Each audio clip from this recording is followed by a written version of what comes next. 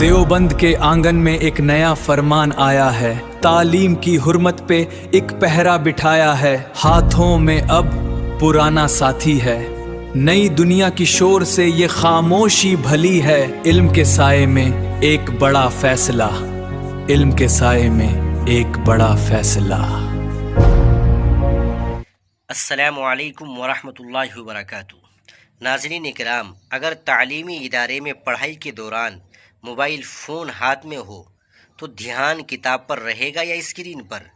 یقیناً اسکرین پر۔ اسی لیے ایشیا کی عظیم دینی درسگاہ دارالعلوم دیوبند نے ایک بار پھر اپنے طلباء کے لیے ایک بہت بڑا اور سخت فیصلہ کیا ہے۔ عید الاضحیٰ کی تعطیلات یعنی چھٹیوں کے بعد دارالعلوم دیوبند میں نئے تعلیمی مرحلے کا آغاز ہو چکا ہے اور رونقیں بحال ہو گئی ہے، لیکن اس بار دارالعلوم انتظامیہ نے اسمارٹ فون اور ملٹی میڈیا موبائل کے استعمال پر مکمل پابندی کا پرانا اعلان دوبارہ سختی سے لاگو کر دیا ہے۔ ادارے کے ناظم دارالاقامہ مفتی اشرف عباس صاحب کی طرف سے جاری کردہ ہدایت نامے میں طلباء کو صاف صاف کہہ دیا گیا تھا کہ وہ چھٹیوں سے واپسی پر اپنے اسمارٹ فون گھروں پر ہی چھوڑ کر آئیں۔ ناظرین، اب سوال یہ ہے کہ اگر کوئی طالب علم موبائل کے ساتھ پکڑا گیا تو کیا ہوگا؟ دارالعلوم نے اس کے لیے بہت سخت اصول بنائے ہیں۔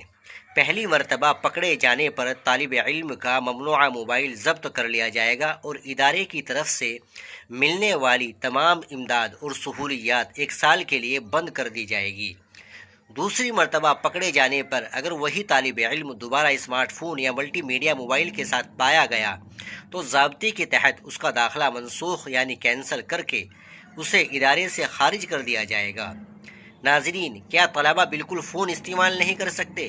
ایسا نہیں ہے۔ انتظامیہ نے مجبوری یا ضرورت کے تحت سادہ یعنی کی پیڈ موبائل فون استعمال کرنے کی اجازت برقرار رکھی ہے تاکہ طلباء اپنے گھر والوں سے بات چیت کر سکیں۔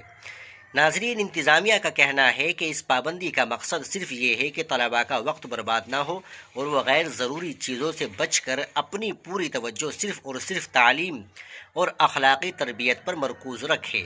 دارالعلوم نے طلباء سے اپیل کی ہے کہ وہ ادارے کے قوانین کا احترام کرے اور ایک مثالی طالب علم بن کر دکھائے۔ اس فیصلے کے بارے میں آپ کی کیا رائے ہے؟ کیا دوسرے تعلیمی اداروں میں بھی ایسی پابندی ہونی چاہیے؟ کمنٹس میں ضرور بتائیے اور مجھے اجازت دیجیے۔ اللہ حافظ۔